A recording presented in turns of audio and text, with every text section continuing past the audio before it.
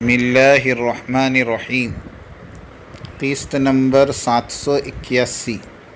اطاعت امیر امارت کی مخالفت کیوں؟ غیر اسلامی سوچ، دعوتی کام اور اس کا اسلوب۔ الحمدللہ وحدہ والصلاة والسلام علی من لا نبی بعدہ، اما بعد۔ اطاعت اولو الامر، فاتقوا اللہ ما استطعتم واسمعوا واطیعوا، سورۃ تغابن۔ پس جہاں تک تم سے ہو سکے اللہ سے ڈرتے رہو اور سنتے اور مانتے چلے جاؤ۔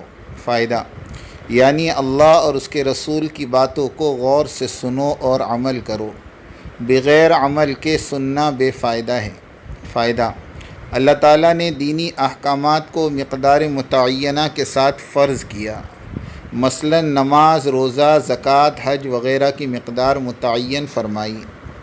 اگر تقوی کی مقدار بھی مقرر کر دی جاتی تو ہم ہلاک ہو جاتے، لیکن اس شفیق اور رحیم ذات نے فرمایا فاتقوا اللہ ما استطعتم، یعنی جہاں تک تمہارے بس میں ہے اتنا تقوی اختیار کر ہی لو۔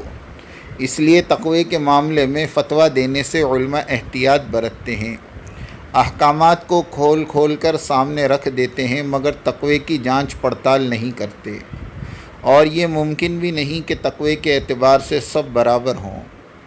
ایک آدمی صرف ناف سے لے کر گھٹنوں کو ڈھانکا ہوا ہے، دوسرا آدمی ناف سے لے کر ٹخنوں سے اوپر تک کو ڈھانکا ہوا ہے، تیسرا آدمی پورے جسم کو یعنی گردن سے لے کر ٹخنوں تک جسم کو ڈھانکا ہوا ہے، مگر ان تینوں نے سطر ڈھانکنے کے حکم پر عمل کیا ہے۔ سب قابل تعریف ہے، ان تینوں حالتوں میں ان کی نماز عند اللہ مقبول ہے۔ تینوں شریعت مطہرہ کے پابند ہے، ہر ایک اپنے اپنے تقوی کے معیار کے اعتبار سے اپنا جسم ڈھانکا ہوا ہے۔ اب کوئی چوتھا شخص ان تینوں میں سے کسی ایک پر فتویٰ لگائے کہ یہ جنتی ہے اور یہ جہنمی، تو یہ زیادتی ہوگی جو مشروع نہیں ہے، بلکہ اعلانیہ طور پر دین میں افراط اور تفریط ہے جو ناجائز ہے۔ فائدہ، ہاں البتہ ترغیب دینے کی گنجائش ضرور ہے کہ بھائی پورا لباس پہننا اچھی بات ہے، حضور صلی اللہ علیہ وسلم اور حضرات صحابہ پورے جسم کو ڈھانکا کرتے تھے، تم بھی کوشش کرو، اس سے سنت زندہ کرنے کا اجر و ثواب پاؤ گے۔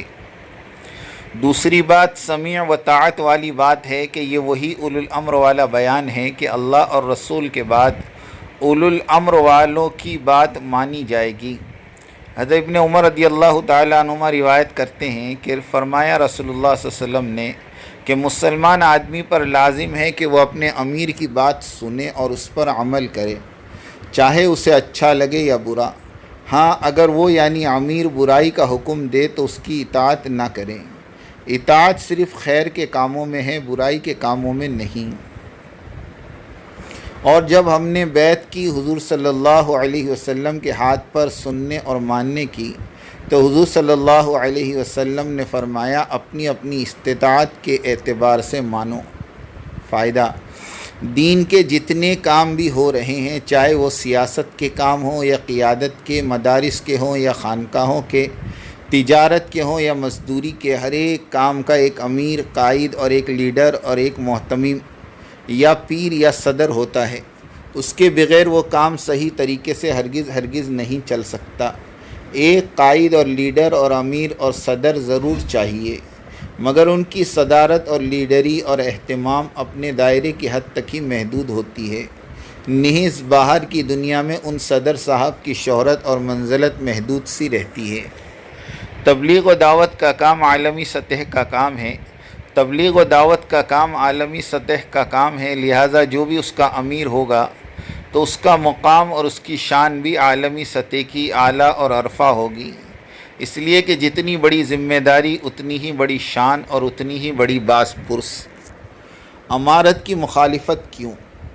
امارت کی مخالفت کی ایک بڑی وجہ یہ بھی ہے کہ دیگر شعبے جات کے چھوٹے چھوٹے آقاؤں اور چھوٹے چھوٹے خلفاء اور چھوٹے چھوٹے اہتمام والوں سے یہ امارت اور امیر کی یہ تاج پوشی اور اس کا وقار اور عظمت ہضم نہیں ہو پاتی، اس لیے انہوں نے امارت اور امیر کو ختم کرنے کا بیڑا اٹھایا ہوا ہے۔ ایسا ہرگز نہیں ہے کہ یہ مخالفین صرف مولانا سعد صاحب کے امیر ہونے کو پسند نہیں کرتے، بلکہ یہ لوگ ہر اس شخص کی مخالفت کریں گے جسے مرکز نظام الدین کا امیر بنایا گیا ہو۔ بڑا بننے کی ہوس جب پوری ہوتی نظر نہ آئی تو انہوں نے اسٹالین اور لینن کے سوشلسٹ اور کمیونسٹ سوچ کو اپنایا اور اسلامی دور کی خلافت راشدہ اور خیر القرون ثلاثہ کی امارت اور خلافت کی بابت سوچنے اور سمجھنے سے ان کے فہم و ادراک معوف ہو گئے۔ بڑا بننے کی ہوس نے ان کے دل اور دماغ پر تالے ڈال دیے۔ غیر شرعی اور غیر منطقی سوچ، عالمی شورا اور اس کا منشور سراسر دہریت پر مبنی ہے۔ کمیونزم کے ڈھانچے پر اسلام کا نام چسپاں کرنے سے کمیونزم مشرف اسلام نہیں ہو جاتا۔ کمیونسٹ جھنڈا ڈیولا اور لاٹ صاحبان کے ہاتھ میں ہونے سے وہ اسلامی اور شرعی نہیں بن جاتا۔ ہم بار بار لکھ چکے ہیں کہ عالمی شورا کے حق اور مشروع ہونے کی کتاب اور سنت سے دلیل پیش کرو، مگر ان شورائیوں کے پاس کوئی جواب نہیں سوائے جاہلانہ اور عامیانہ باتوں کے اور گالی گلوچ بکتے رہنے کے۔ سال بھر سے کام بند، فتنہ خبیثہ عالمی شورا کی تنظیم پورے 1 سال سے دعوتی میدان چھوڑ بیٹھی ہے۔ ان کے سارے مراکز اور عالمی سطح کا خروج اور نقل و حرکت مکمل طور پر بند ہے۔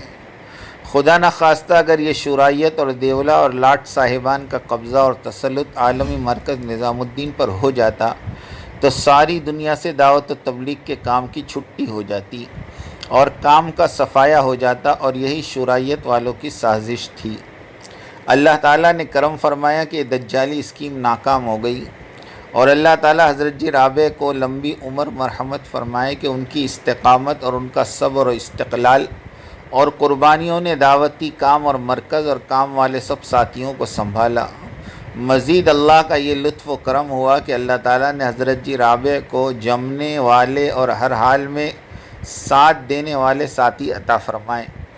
کوٹ کچہری، قید و بند، اپنوں اور پرائیوں کی تکلیف کو بحسن خوبی برداشت کرنے والے، سوائے اللہ وحدہ لا شریک لہ کے کسی اور کے سامنے اپنی حاجتیں نہ رکھنے والے، متوکلین علی اللہ صابرین علی البلاء۔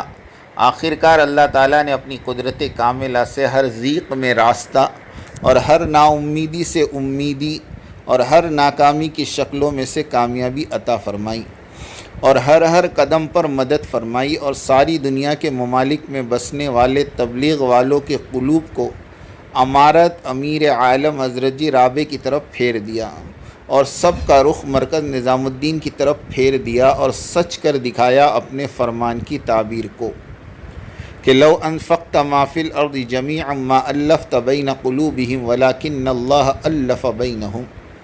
لوگوں کے قلوب میں اپنی محبت پیدا کرنے کے لیے تم زمین کے سارے خزانے بھی خرچ کر دو تو محبت پیدا نہیں کر سکو گے، لیکن اللہ ہی سے یہ کام ہو سکتا ہے، اور اللہ نے لوگوں کے دلوں میں محبت ڈال دی۔ فائدہ: دیولا اور لاٹ صاحبان کا دیولائی نظام کچھ کم نہ تھا۔ اس نظام پر ایک نظر ڈالیے تو عقل حیران ہو جائے۔ شورائی پاور: نمبر 1، مال اور اسباب کے خزانے ان کے پاس تھے، جس کی وجہ سے ہوائی جہاز کے فرسٹ کلاس میں بیٹھ کر ساری دنیا کا دورہ ہفتہ 10 دن میں پورے قافلے کے ساتھ کر لیتے تھے۔ نمبر 2، دنیا تمام میں دینی مدارس کا پھیلا ہوا جال اور ان کے علماء اور مفتیان کرام، جن کے ہاتھوں میں مساجد کے ممبر، تدریسی حلقے، تحریر کے لیے میگزین اور مجلے، فتویٰ دینے کے لیے ہزاروں دارالافتاء تھے۔ نمبر 3، خانقاہی اور مشائخین کرام کی دعاؤں کی توجہات۔ نمبر 4، ام المدارس دارالعلوم دیوبند اور اس سے متعلق بڑی بڑی درسگاہیں بھی ان کی تھی۔ نمبر 5، حکومتیں، لیڈر، سیاستداں، لٹریچرز، کتابیں، وہ بھی دنیا بھر کے تراجم میں پرنٹڈ، اور دوسری طرف حضرت جی رابع اور ان کے متبعین، غرباء اور فقراء اور متوکلین علی اللہ کا مختصر سا مجموعہ جو اللہ تبارک و تعالیٰ کا تعلق اور حق کی خاطر عزم و استقلال کا جوہر اپنے پاس رکھتا تھا۔ اللہ تعالیٰ کو ان کی بے بسی اور بے سر و سامانی پر ترس آیا، اور اس ذات باری نے اپنے فضل سے امارت والے نظام کی اور امیر عالم حضرت جی رابع کی مدد فرمائی، اور سارے عالم کے داعیوں کے قلوب کو کمزوروں اور درویشوں کے مرکز نظام الدین کی طرف پھیر دیا۔ وہو مصرف القلوب، مرکز نظام الدین کو بند کروانے اور غیر آباد رکھنے کے لیے شورائیت والوں نے کوئی کسر نہیں چھوڑی، لیکن حق کو مات نہیں۔ ابھی بھی وقت ہے، شورا والے توبہ کرے، مرکز نظام الدین کا رخ کرے۔ اتنی بڑی مدد اور نصرت الہی کو دیکھ کر بھی آنکھ نہ کھلے تو یہ بڑی محرومی ہے۔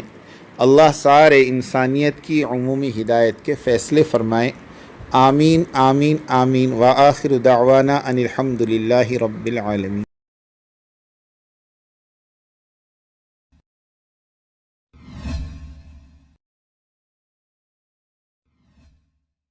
بات کو سمجھنے کے لیے سب سے پہلے آدمی اپنے ذہن کو اور اپنے برتن کو اعتراض اور تردد اور اشکال سے خالی کرے، اس لیے کہ اگر کسی بات کو بھی مفہوم مخالف اور کسی بات کو بھی کسی دوسرے عمل کی تردید یا اس کی تنقیص یا اس کی افادیت کو کم سمجھنے کے سوء ظن کے ساتھ سنا گیا، نفع کی باتوں سے نقصان ہونا یقینی ہے۔ اس لیے سب سے پہلے ہم اس کی نیت کریں، پوری بات سنیں گے، آگے پوری بات نقل کریں گے۔ آدھی سننا یہ بھی دین و دعوت کے لیے ناقص، اور آدھی بات کا نقل کرنا یہ تو بڑے فساد کا ذریعہ ہے، اس لیے بہت توجہ کے ساتھ بات سننی ہے۔ اور اگر آپ نے ابھی تک ہمارا چینل سبسکرائب نہیں کیا تو فوراً سبسکرائب کیجئے، ساتھ ہی بیل آئیکن پر کلک کریں تاکہ مزید آنے والی ویڈیو ہیں وہ آپ کو وقت پر ملتی رہیں۔